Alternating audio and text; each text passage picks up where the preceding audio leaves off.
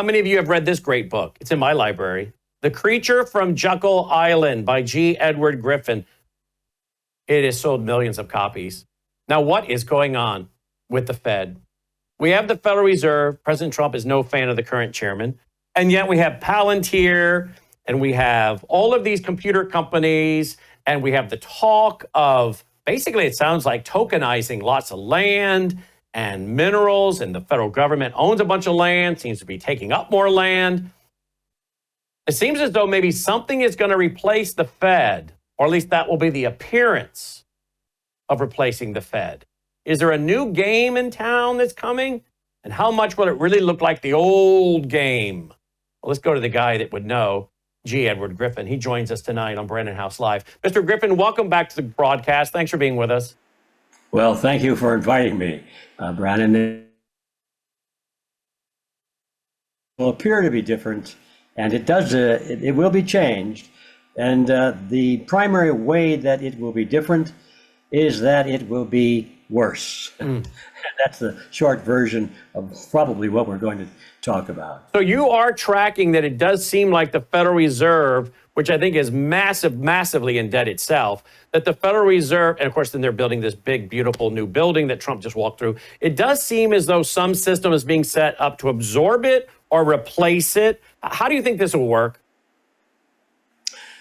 Well, I don't know the details because I think they're flexible.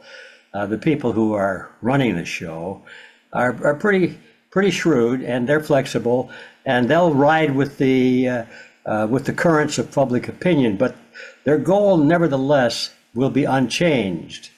And I think it's important to understand that this is not really a recent.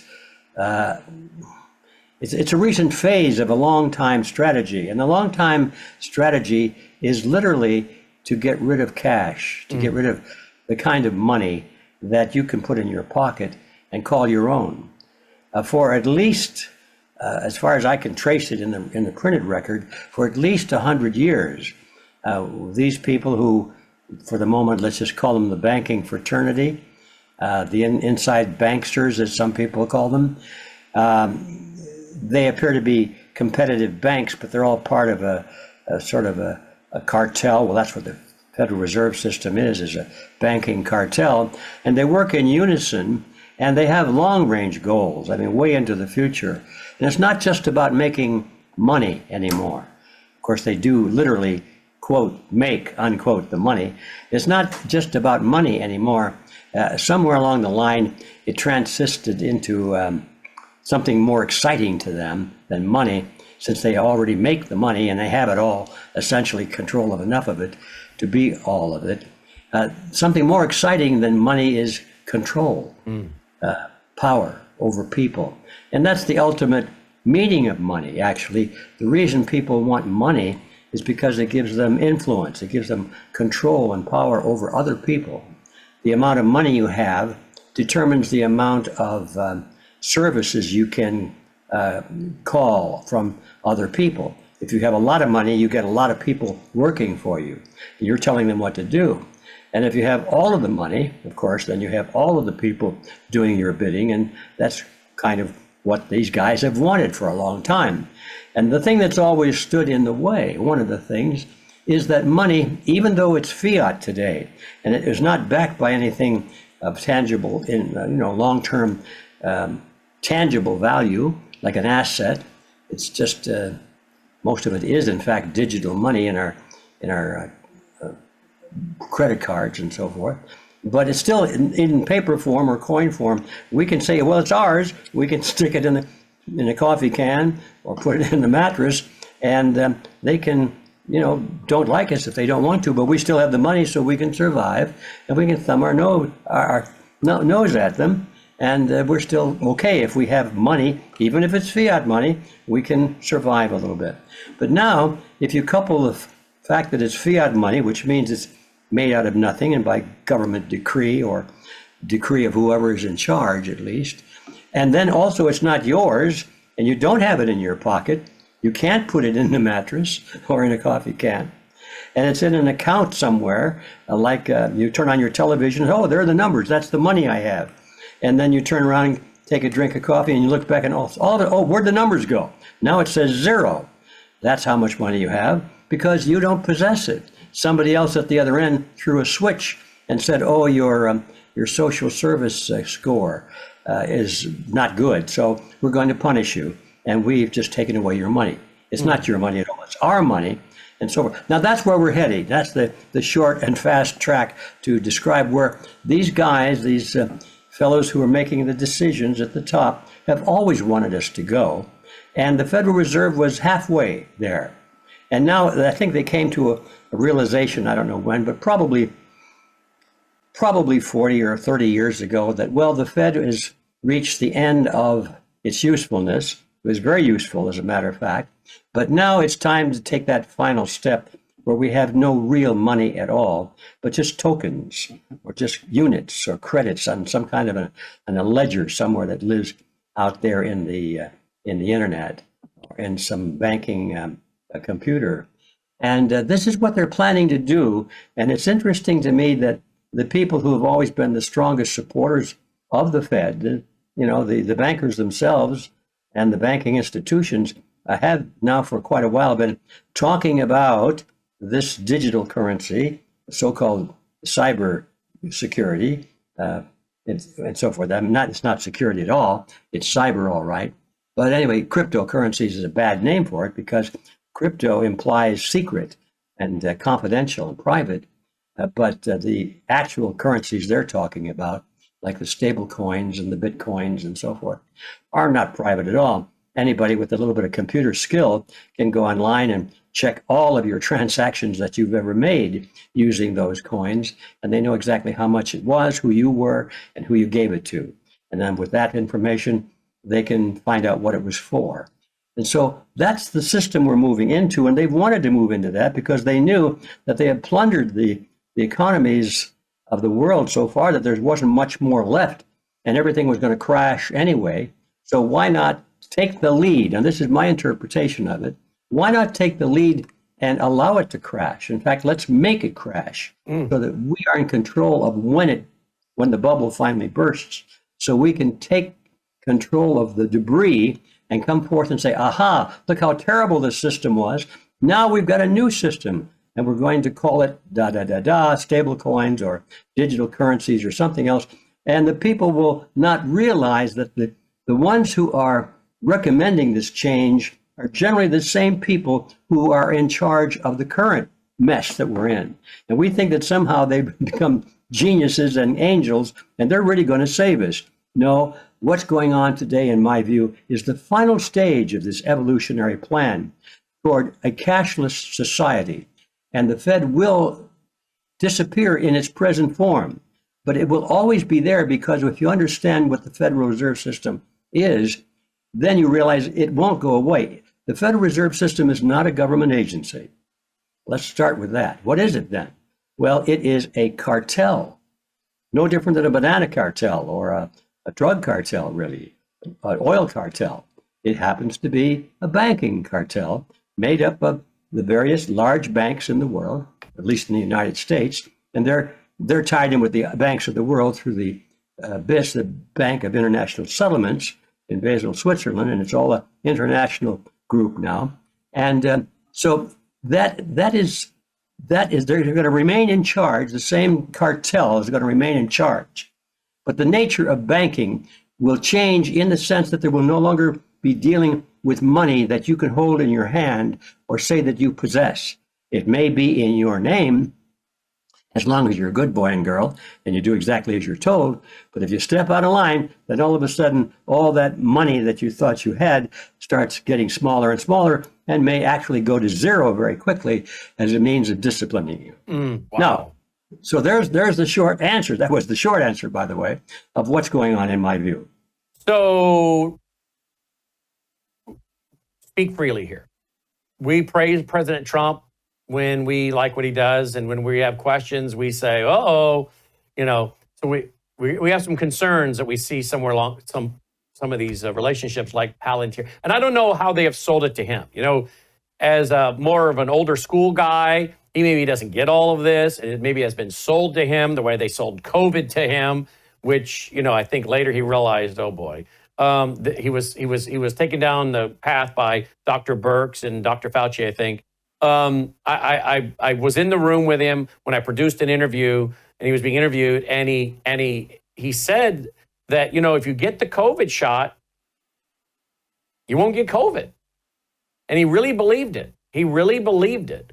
That told me that he has been told things that aren't true, and by people he maybe respects or have the education or success behind them that makes him believe it. But he really believed in that room I was in, where he was being interviewed and I was the one producing it. If you get the COVID shot, you won't get COVID. Well, we know that's not true. So I have to ask, what else has he been told that's not true? Does he really realize what he's being used to set up? We look back at George W. We say, George W. was used, and he set up the Patriot Act and the FISA courts and all these things that have been used by and large, by the way, to carry out Russia hoax and whatnot. What will we look back and find out that President Trump, knowingly or unknowingly, set up? And that's where I'm concerned with Palantir, what Doge is really all about, putting things on a ledger, digitizing things. Where do you think, when we get past the Trump administration in history and look back, what do you think we're going to see and have to say, oh no, that happened? Actually, that system was built under President Trump and his administration, whether he knew it or not, because they could have never gotten away with that under Kamala Harris. They got away with a lot more under Donald Trump. You think that's going to happen? Well, I think your last observation is the most poignant one, is that they, and let's not worry about who they are at the moment, but the bad guys, let's say, the ones that are apparently running the show, could not have achieved the same thing under Harris or Barack Obama or anybody else. They needed somebody who had the aura of being Mr. Right, Mr. America, Mr. Conservative or free market and so forth, because that's where the heart and the mind of the American public still is, even though it's being whittled away. They had to appeal to that.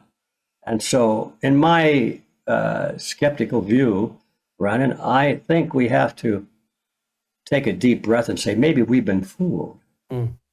Now, we don't want to be fooled. The old saying is it's harder to deceive somebody than it is to convince them that they've been deceived. And I understand that, because I've made some big mistakes myself.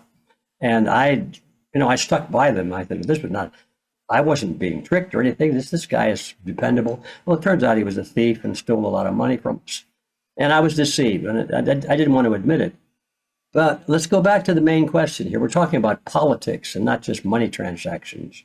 We're talking about big money transactions, actually, but more than money. We're talking about human control and power over nations and societies and everything. G Edward And Griffin, huh? yes, I'm online now, baby. You're online. Okay. So this is my wife, by the way, that just walked into the camera here. Hi. Hello. Okay. Hi. So I have to go back and question the sincerity of our political leaders. Now, I don't care. Well, I'm not talking about Mr. Trump in particular, or Mr.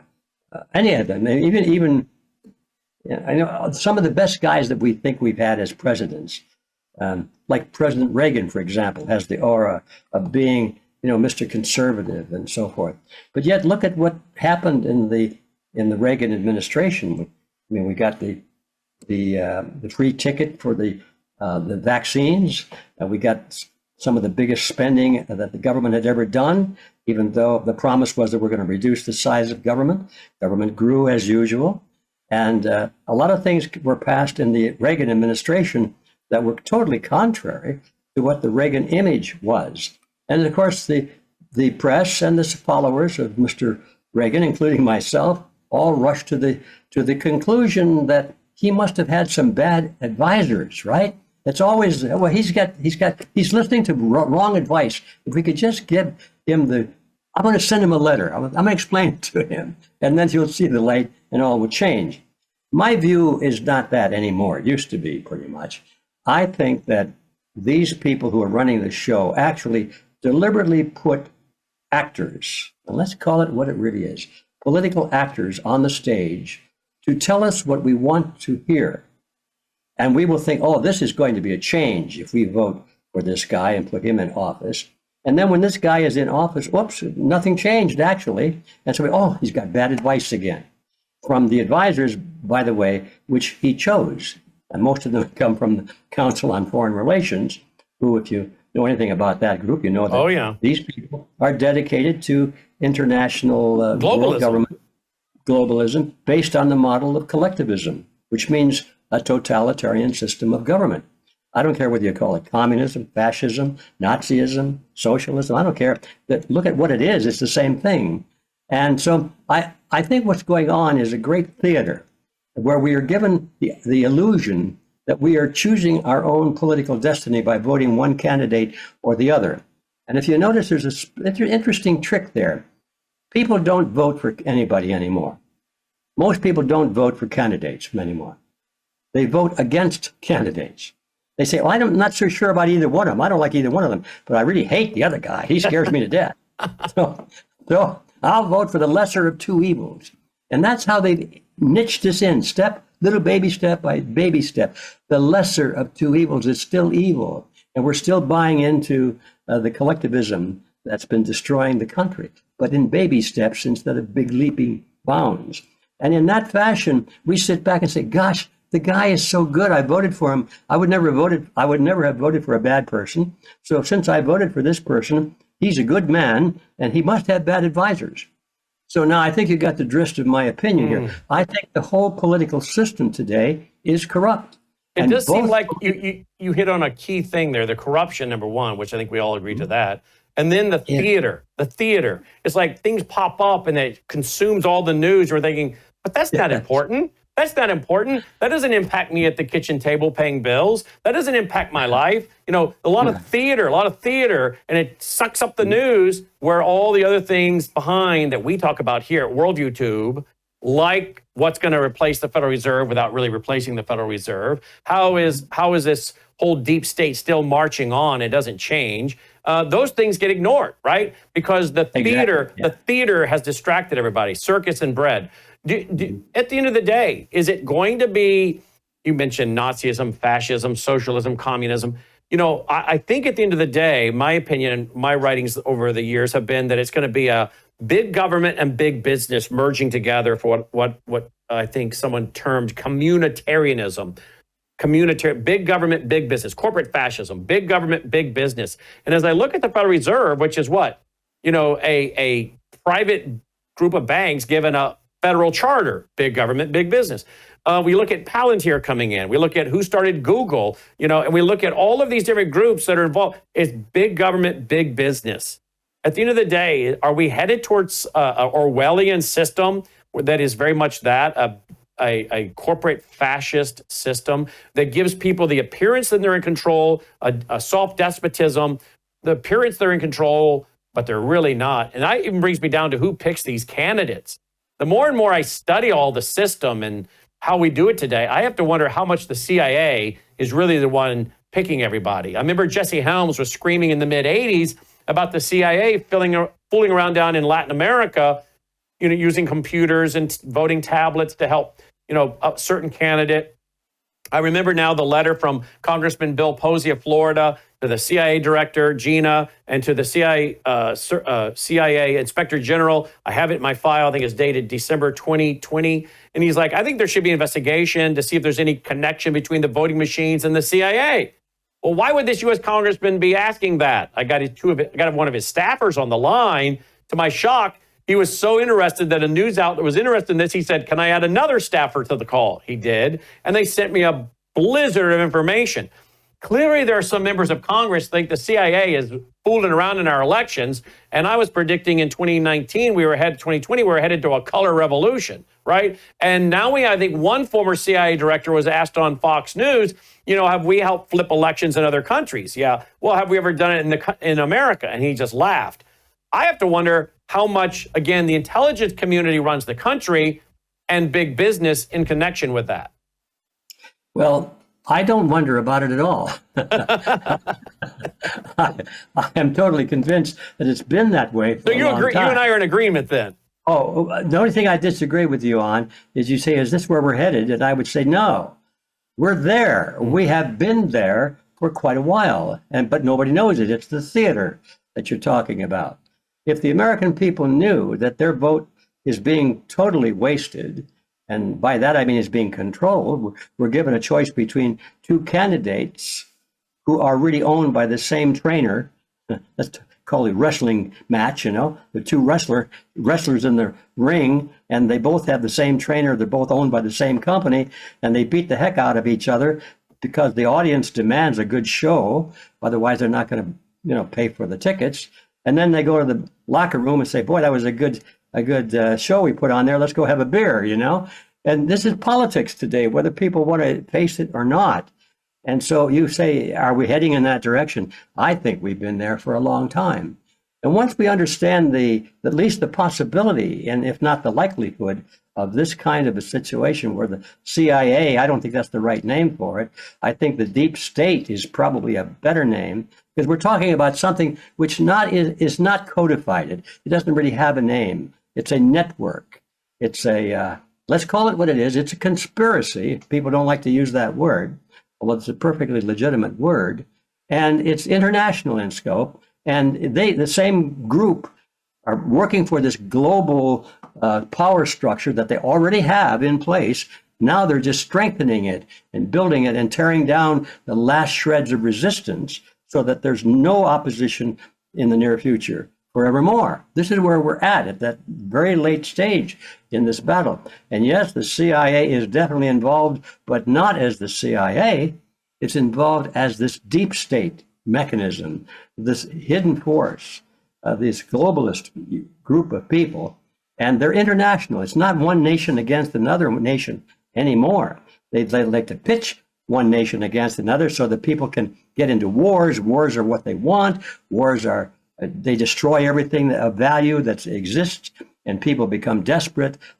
Their lives being lost, cities being destroyed, children being destroyed, and death all over the place. And people are running out of food and soon maybe water, electricity, crisis everywhere. As Klaus Schwab called it, multi-crisis, They can hardly wait to have multi-crisis. So people are desperate and they want to be saved. They're not worrying about constitutional principles anymore. They're not talking about whether it's right or wrong. They just want to know who are the good guys and who are the bad guys and how do we survive. And to heck with the Constitution. And under those conditions, they've got us because they can propose anything, a new Federal Reserve System, a new way of government, maybe a non-government at all, but maybe a corporate structure or some new thing called technocracy or some new blend of power principles. And we'll buy into it because it's going to save us, you see. It's crisis, crisis, crisis, so that the solution is to get rid of everything we cherish and accept whatever is offered to us as our salvation. Management by crisis. Don't let a good crisis go to waste. I have to ask you in conclusion, and thank you so much for it, because I know you're in high demand. You are an example to so many, and you don't believe in the word retirement. You just got done doing your expo, your Red Pill Expo. Yes. You're so busy, and how old are you now, may I ask? Well, I'm in my 94th trip around the sun. Wow, 94, and you're just not stopping. Well, I'm actually 93. I'm in my 94th trip. I'm about halfway around. So you're about 93 and a half, and you're a perfect example. I don't believe in the word retirement, and clearly neither do you, and I'm glad you don't. What is that word again? Exactly, retirement. And he also has a Twitter feed, folks. There it is. At G Edward _Griffin, at that's actually G Edward, the capital E threw me off. At G Edward _Griffin, at G Edward _Griffin. And he still does an annual conference, the redpilluniversity.org, redpilluniversity.org. Find out more there. Follow him, folks. Fascinating conversation. We need to get you back more often, but I knew you and I were going to really have a great conversation, and we did. So thank you. And it was nice meeting your wife tonight, too. Yeah, well, she enjoys this. Well, tell her thank you. Thanks for inviting me, Brannon, and I'm glad you obviously know what's really going on in the world. So I do. And I knew we'd have a good conversation once again. Thank you, sir. All right, thank you. Bye-bye. Mr. G. Edward Griffin checking in. Follow him on social media at G Edward _Griffin, and get his great books like The Creature from Jekyll Island and so many more. And folks, if you just put his name to a search engine, you'll see black and white videos of him from back in the early 60s, I think it was. There's one from a few years ago, but you keep scrolling through his feed. I know I'll come across one. I saw one a while ago. It was a black and white video of him. I've played some of those on the air before. Fascinating conversations with him in the past, and we look forward to having him back with us again. All right, we'll be right back after this break. I'll tell you one little quick story. We had a Worldview Weekend client who lived in California, lost their house. Very wealthy guy. He didn't use Bitcoin. He came over here, drove to Arizona with $286,000 worth of his gold because he had no money and no house available. His bank was shut down because he couldn't have access to his bank account. Was this during the fire? Was this during the fires? During the fire. Didn't have his driver's license. He lost it. The state wouldn't give him a new license because he had no active mailing address. Real mess. So he came to Arizona to buy a house. He's moving everything over. He said, the only thing I got in my possession that I can get liquid with right now is my gold. I gave him a check for $286,000, and guess what? I didn't need his social, his driver's license. Sort of smiled, and I said, you know, I know you and Brannon talked about how this worked, but boy, this is great. I feel good. I got my money. Nobody bothered me, and I'm protected, and it's private. Just simply go to worldviewgold.com, fill out the form, worldviewgold.com.